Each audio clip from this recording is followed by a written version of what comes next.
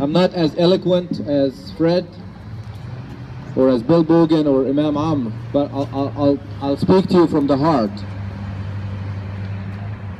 It feels to me as a déjà vu. We met here in this very place on these sets of steps 6 months ago in a very similar circumstances, grieving the loss of American lives, offering thoughts and prayers to the victim and loved ones of the San Bernardino shooting. Life goes on, right? And today, we grieve once again for the loss of more American lives. Here, not too far from our neighborhood, not too far from our homes. We woke up in shock. Our faces was glued to the TV screen, watching the news as it unfolds. The Orlando shooting was an act of violence that's senseless, that claimed 49 American lives. Over 53 wounded. Imagine that. That was an attack on our community. That was a hate crime. Let's say it for what it is. Our memory must be longer than 6 months, guys. Our memory span must be longer than that. Today, at a rate of twice per day, someone under the age of 18 gets shot and killed every single day. Unsecured guns has turned dozens of children to be murderers, toddlers to be killers, and many others to be victims. On December 14th, in 2012, in Newtown, Connecticut, a massacre. We all know it. We all heard about it. We're all shocked of that. A 20-year-old, Adam Lanza, fatally shot and killed 20 children aged between 6 and 8. Yes, 6 and 8. Obviously, 6 more adults were killed in the process, staff members. Prior to actually driving to the school and shooting these kids, he killed his own mother. Let's not forget the Charleston Church massacre on June 17, 2015. During a sermon, during a prayer service, 9 African Americans were killed by a gunman, including a senior pastor. What a travesty. The 10th victim escaped or survived. The perpetrator, his name was Dylan Roof, 21-year-old, had access to a lot of guns. His hope and aspiration at that time to ignite a war of race between blacks and whites and Latinos and whatnot. That was a hate crime. Would you agree?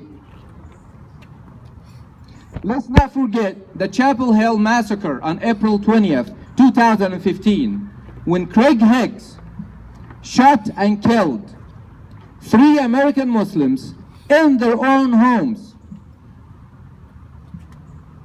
Is that terrorism? I would call it terrorism.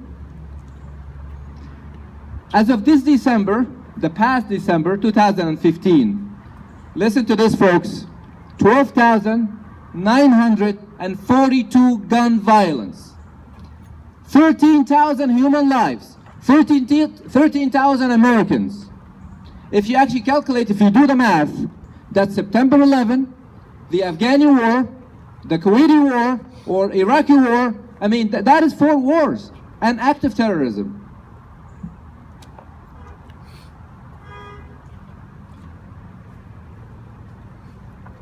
America, we have a problem. We do. We can't tolerate this anymore. This tragedy must stop.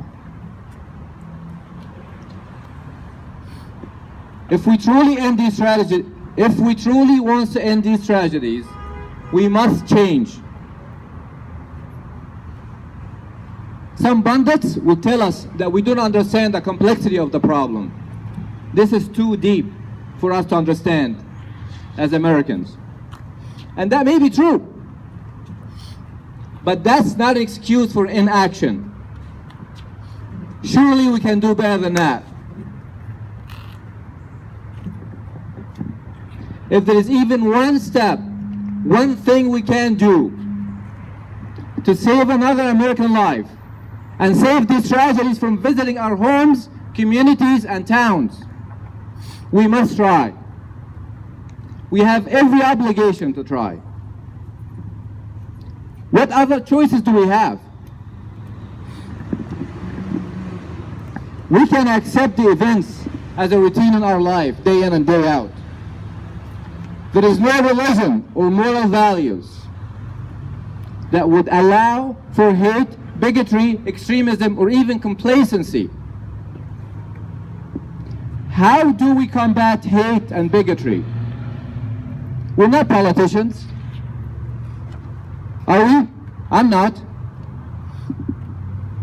And we may be telling ourselves that we have limited options.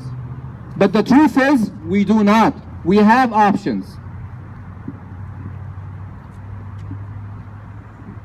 The debate of gun laws has gone on for so long and left us divided.